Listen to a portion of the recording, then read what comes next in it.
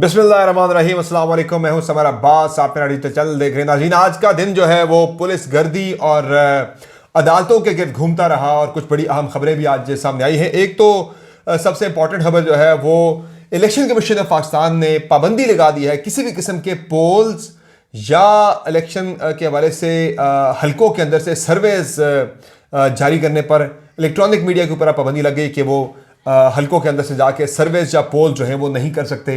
इसकी वजह एक ही है, वजह है पाकिस्तान तहरीक इंसाफ के हवाले से बहुत ज़्यादा पॉपुलैरिटी नज़र आ रही थी। जितने भी टीवी चैनल्स के ऊपर प्रोग्राम हो रहे थे, हलकों से पोल्स आ रहे थे, तकरीबन तमाम पोल्स के अंदर मेजॉरिटी में, बल्कि तमाम तो नहीं बल्कि मेजॉरिटी में पोल्स में पाकिस्तान तहरीक इंसाफ की बड़ी वाज़ेह बढ़तरी दिखाई दे रही थी। तो इसलिए ये पाबंदी लग गई है। इस पर मज़ीद बात भी मैं करूँगा।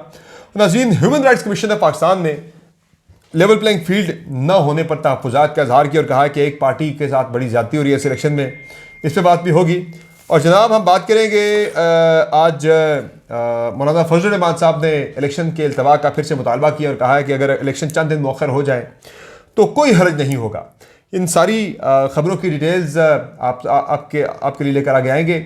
आपसे रिक्वेस्ट है कि चैनल को सब्सक्राइब जरूर करें, वीडियो पसंद आए तो लाइक करें और बेल आइकन प्रेस करना ना भूलिएगा। तो जनाब, सबसे पहले ज़रा बात करते हैं मौलाना फजल रहमान साहब के ऊपर। कल एक उनके ऊपर तो नहीं बल्कि उनकी गाड़ियां जा रही थी फ्यूलिंग करवाने के लिए, तो उनके काफिले की गाड़ियां थी, उनके ऊपर फायरिंग का वाक़या हुआ। मौलाना फजल रहमान साहब उस वक्त घर पर मौजूद थे। तो मौलाना फजल रहमान साहब ने आज प्रेस कॉन्फ्रेंस की है और उन्होंने कहा है कि इलेक्शन कमीशन को हमारा मुतालबा सुन लेना चाहिए, हमारी दरख्वास्त मान लेनी चाहिए और इंतखाबात को चंद दिन के लिए मौखर कर देना चाहिए, मुलतवी कर देना चाहिए। और अगर इंतखाबात चंद दिन के लिए मुलतवी हो जाते हैं, इसमें कोई बड़ा फ़र्क नहीं पड़ जाएगा, कोई खास हरज नहीं होगा अगर इंतखाबात को मुलतवी कर दिया जाता है। तो मौलाना फजल रहमान साहब को जो मुतालबा करना चाहिए वो सिक्योरिटी की सूरत हाल को मुनासिब या बेहतर करने के हवाले से मुतालबा करना चाहिए, इंतखाबात के अल्तवा से ज़्यादा। और अली अमीन गंडापुर के नॉमिनेशन पेपर वैसे भी DI खान से मुस्तरद हो चुके हैं। तो मैं समझता हूँ कि सिक्योरिटी की सूरत हाल यकीनी तौर पर जो है मखदूश है, KP के अंदर भी और बलूचिस्तान के अंदर भी। लेकिन 2008 से सिक्योरिटी की सूरत हाल ज़्यादा बुरी नहीं है, आज उससे हालात बहुत बेहतर हैं। तो अब मौलाना साहब के लिए मामला और वैसे भी मैदान खुला है। अगर अली अमीन गंडापुर के नॉमिनेशन पेपर दोबारा से एक्सेप्ट नहीं हो जाते यानी इलेक्शन ट्रिब्यूनल की जानिब से, तो मौलाना साहब को इतना मसला इस इलेक्शन में नहीं होना चाहिए। दूसरा जनाब जो मामला है, आज जमशेद दस्ती के वाले से बड़ी एक अफसोसनाक खबर सामने आई। जमशेद दस्ती का अलसुब एक वीडियो बयान जारी हुआ जिसमें उन्होंने लर्ज के रो के आहो बुका उनकी जो है वो सुन के मेरी तो रूह कांप गई। उन्होंने ये इल्ज़ाम लगाया कि गुज़िश्ता रात कुछ एजेंसीज के लोग और पुलिस के कुछ लोग उनके घर पर गए, छापा मारा। उनकी बीवी को, जमशेद दस्ती के बकौल वो कहते हैं मेरी बीवी को नंगा किया गया और वो कहते हैं मेरा 10 माह का बच्चा बिलबिलाता रहा लेकिन किसी ने उसकी ना सुनी। और घर के अंदर कहते हैं कि मेरे घुस के, पुलिस वाले कहते हैं 35-36 लोग मेरे घर के अंदर घुस के मेरी चादर चारदीवारी के तकद्दस को पामाल किया गया है। उन्होंने कहा मेरा ज़िंदा रहने को जी नहीं चाह रहा, मेरे साथ जो कुछ हुआ बड़ी जाती हुई चीज़। जैसे साहब पाकिस्तान से उन्होंने मुतालबा किया है कि वो उन्हें इंसाफ फराहम करें। तो ये एक बड़ी ही अफसोसनाक और बहुत ही दिल दहला देने वाली वीडियो थी, 4.25 मिनट की, और मेरा दिल तो दहल गया ये वीडियो देखकर। बहुत ही अफसोसनाक मामला है ये, बड़ा काबिल मज़म्मत मामला है अगर ये सब कुछ हकीकत निकल आती है। और उसके लिए ज़रूरी है कि chief justice of Pakistan justice Qazi Faez Isa साहब जो हैं वो उनसे ये मुतालबा किया गया है वो नोटिस लें इस मामले का, शफाफ तहकीकात करवाएं और जो लोग इसमें मुलव्वस हैं उन्हें कैफर किरदार तक हर सूरत में पहुँचाया जाना चाहिए। उन्हें इस बर्बरियत के ऊपर उन्हें करार वाकई सज़ाएँ मिलनी चाहिए। तहम जो मुतल्लिका थाने के SHO हैं मुजफ्फरगढ़ के, उन्होंने ये कहा है कि तस्दीक की है जमशेद दस्ती के बयान की। उन्होंने कहा कि हमने ऐसा कोई छापा नहीं मारा जमशेद दस्ती के घर पर। इस पर ख्वाजा आसिफ का रिएक्शन भी आया है। By the way, Khawaja Asif Sahab ने कहा है कि ये सिर्फ इलेक्शन से फ़रार का बहाना है जो जमशेद दस्ती कर रहे हैं और इसमें कोई हकीकत या कोई इसमें ऐसा मामला नहीं है। तो बयान तो तरदीदी सियालकोट के अंदर DPO हसन साहब का भी आया था जिन्होंने कहा था जी कि हमने तो कोई वहाँ पे नहीं किया बल्कि ख़वातीन ने हमसे ज़्यादती की, हमसे बदतमीज़ी की, हमारे साथ बहुत ज़्यादा मिसबिहेव किया। तो हालांकि बाद में जो ऑडियो जारी हुई उसमें नज़र आ रहा था कि उस्मान डार की वालदा उन्हें बेटा बेटा कह के पुकार रही थी और पुलिस के मौके पर अब बंदा कोई क्या यकीन करे। बहरहाल इसी तहकीकात होना ज़रूरी है। दूसरा जनाब जो मामला है, human rights commission of Pakistan ने पाकिस्तान तहरीक इंसाफ के साथ जो लेवल प्लेइंग फील्ड में हो रहा है उनके मुतअद्दिद उनके रहनुमाओं के, उनके कैंडिडेट्स के नॉमिनेशन पेपर रिजेक्ट किए जाने के ख़िलाफ़ और जो लेवल प्लेइंग फील्ड तरीके से आपको नहीं मिल रही उस पर तहफ़्फ़ुज़ात का इजहार किया और कहा है कि एक सियासी जमात के साथ बड़ी ज़्यादती हो रही है इंतखाबात के अंदर उसे बिल्कुल दीवार से लगा दिया गया है।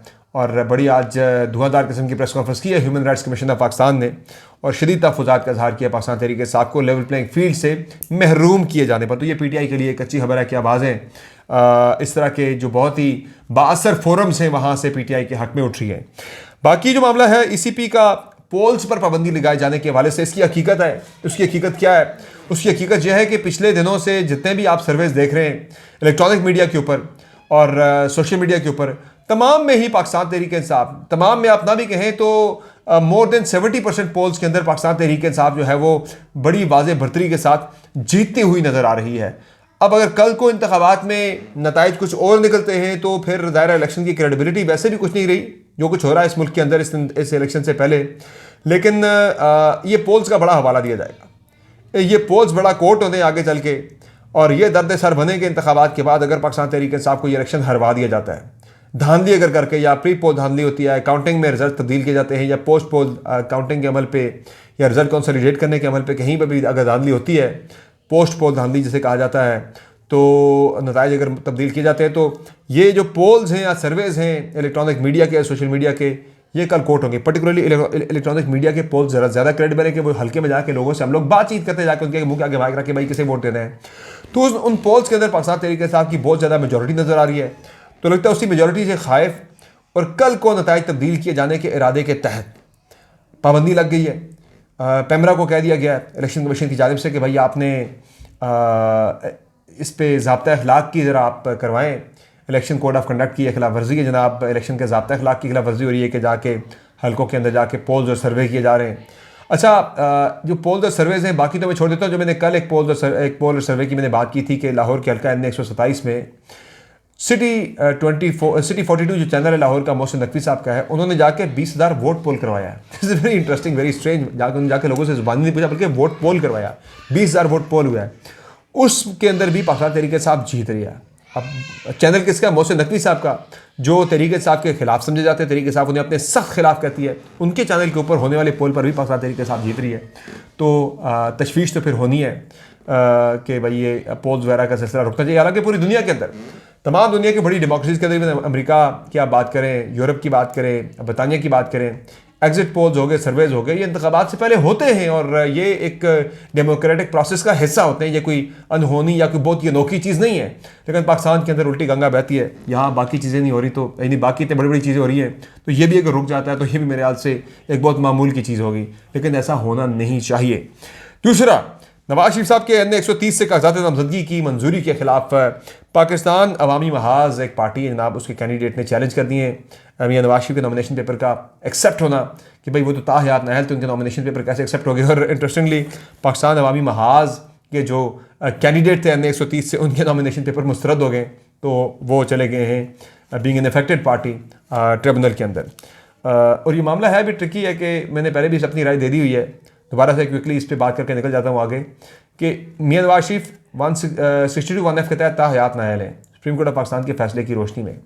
तो जब अब कल ये बैठना है बेंच, सुप्रीम कोर्ट का 7 रुकनी बेंच बैठना है, जो फिर डिसाइड करेगा कि मियां नवाज शरीफ की नाअहली 5 साल है या ताहयात है, उससे डिसाइड करना है, डिटर्मिन करना है कल। उससे पहले RO साहब ने कैसे खुद से ये जजमेंट ले ली जनाब, ये उनकी अपनी जजमेंट कॉल थी जनाब कि ठीक है जी, नवाज शरीफ की नाअहली 5 साल होकर ख़त्म हो गई है, अब वो इलेक्शन लड़ सकते हैं। तो नॉमिनेशन पेपर उन्हें एक्सेप्ट करने ही नहीं चाहिए थे जब तक सुप्रीम कोर्ट ऑफ पाकिस्तान की जानिब से वजाहत ना आ जाती।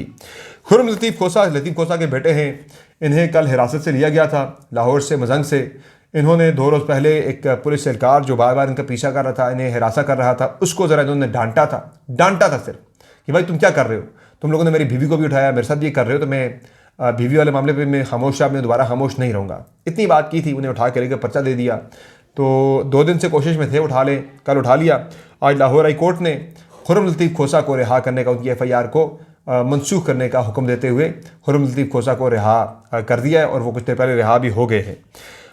बाकी जो मामला है जनाब, एतजाज़ एहसन साहब की एक पटिशन है लापता अफराद के हवाले से, गुमशुदा अफराद के जबरी गुमशुदगियों के हवाले से, जिस पर पर्टिकुलरली PTI के कुछ लोग भी रिसेंटली हो रहे थे जबरी गुमशुदा, तो उस हवाले से पटिशन की कल समाअत के लिए मंजूर हो गई है। और तहरीक इंसाफ की लेवल प्लेइंग फील्ड से मुतलिक जो एक पटिशन है वो भी 3 जनवरी को 3 रुकनी bench supreme court of Pakistan का सुनेगा। और इसमें सिर्फ लेवल प्लेइंग फील्ड का यानी कि दिए जाने का मुतालबा नहीं किया गया, बल्कि इलेक्शन कमीशन ऑफ पाकिस्तान के ऊपर कंटेम्प्ट ऑफ कोर्ट लगाए जाने का फैसला भी जो है वो यानी ये इस्तदा भी की गई है कि इलेक्शन कमीशन पर तौहीन अदालत लगाई जाए। चूँकि सुप्रीम कोर्ट ऑफ पाकिस्तान ने अपने पिछले हफ्ते के फैसले में बड़ा वाज़े तौर पर इलेक्शन कमीशन ऑफ पाकिस्तान को यह हिदायत जारी की थी कि आप तहरीक इंसाफ के डेलीगेशन से मिलें, PTI के डेलीगेशन को मिलें, उन्हें सुने और उनकी शिकायत का अजाला करें। लेवल प्लेइंग फील्ड से मुतल्लिक जो भी उनको शिकवे शिकायत हैं वो शिकवे शिकायत दूर करें। लेकिन अगले ही दिन से पाकिस्तान तहरीक इंसाफ के कैंडिडेट से नॉमिनेशन पेपर छीनने का जो सिलसिला शुरू हुआ वो ख़त्म नहीं हुआ। उसके बाद फिर जब हो भी गए, उसके बाद फिर मुतअद्दद यानी बड़े पैमाने पर तहरीक इंसाफ के लोगों के नॉमिनेशन पेपर्स रिजेक्ट कर दिए गए बड़ी ही कमज़ोर ग्राउंड्स के ऊपर। तो ये जनाब मामला है, ये यानी इस पर अब देखते हैं कि किस तरह से सुप्रीम कोर्ट ऑफ पाकिस्तान इसके ऊपर रिएक्ट करती है। बाकी आज एक करारदाद पास हुई है सेनेट ऑफ पाकिस्तान से, जिसमें ये मुतालबा किया गया है कि फ़ौज के ख़िलाफ़ मनफी प्रोपेगेंडा जो है उस पर सख्त सज़ाएँ होनी चाहिए। ये रेजोल्यूशन पाकिस्तान पीपल्स पार्टी के सेनेटर बहरामन तंगी ने पेश की थी और तहरीक इंसाफ के सेनेटर समेत दीगर जमातों के सेनेटर्स ने भी इस रेजोल्यूशन की हिमायत की है। करारदाद में ये कहा गया है कि पाक फ़ौज के जवान और अफसरान जो हैं वो मुल्क और कौम की सिक्योरिटी और सलामती के लिए इस वक्त अपनी जानें कुर्बान कर रहे हैं। सोशल मीडिया के ज़रिए फ़ौज के ख़िलाफ़ जो प्रोपेगेंडा किया जा रहा है ये नाजायज़ है, ये नहीं होना चाहिए। और इस पर जो लोग भी ये प्रोपेगेंडा करते हैं फ़ौज के ख़िलाफ़ उन्हें सख्त और करार वाकई सज़ाएँ मिलनी चाहिए। बाकी अगर ओवरऑल इंतखाबी माहौल को देखा जाए तो इंतखाबात की तरफ हम जो बढ़ रहे हैं, पॉलिटिकल टेम्परेचर तो ऑब्वियसली बढ़ रहा है। पीपल्स पार्टी नून लीग के दरमियान भी नोक झोंक काफ़ी तेज़ हो चुकी है और तहरीक इंसाफ के साथ तो आपको पता है मामला पहले ही गड़बड़े। आज एक और काम हुआ है कि KP में पाकिस्तान पीपल्स पार्टी और तहरीक इंसाफ जो है वो पाकिस्तान पीपल्स पार्टी ANP JUI ये मिलकर इलेक्शन लड़ रहे हैं। लेकिन ANP के पेशावर के जो प्रेसिडेंट हैं ज़िली सदर वो आज पाकिस्तान पीपल्स पार्टी में शामिल हो गए। ये बड़ा एक साथ साथ एक दूसरे को जो है दाव भी लगाया जा रहा है एक दूसरे के साथ मिलकर इलेक्शन लड़ने के साथ साथ। तो ये अपडेट्स इंशाल्लाह अगली वीडियो के अंदर आपकी खिदमत में हाजिर होकर आपको बताएंगे कि सुप्रीम कोर्ट ऑफ पाकिस्तान कल एक बहुत ही अहम समाअत करने जा रहा है। मियाँ नवाज शरीफ की ताहयात नाअहली का मामला ज़ेर बहस आएगा और 7 रुकनी बेंच जो बना है बेंच के बारे से भी मैं अपनी राय का इजहार करूँगा कि उसमें कौन कौन से जजेस शामिल हैं, ये तो सबको पता है, कौन कौन से नहीं हैं और क्यों नहीं हैं आपको बताएंगे। और बाकी जो मामलात हैं बल्ले के इंतखाबी निशान के हवाले से वो भी आपके सामने रखेंगे। तहरीक इंसाफ ने एक और बड़ा ऑप्शन, एक बड़ी डिमांड कर दी है। वो कहते हैं बल्ला नहीं है तो कोई और इंतखाबी निशान नहीं, मगर इंतखाबी निशान हमारे पास जरूर होना चाहिए। अगली वीडियो में इस पर बात होगी। इजाज़त दीजिए, अपना बहुत ख्याल रखिएगा। अल्लाह के बाद।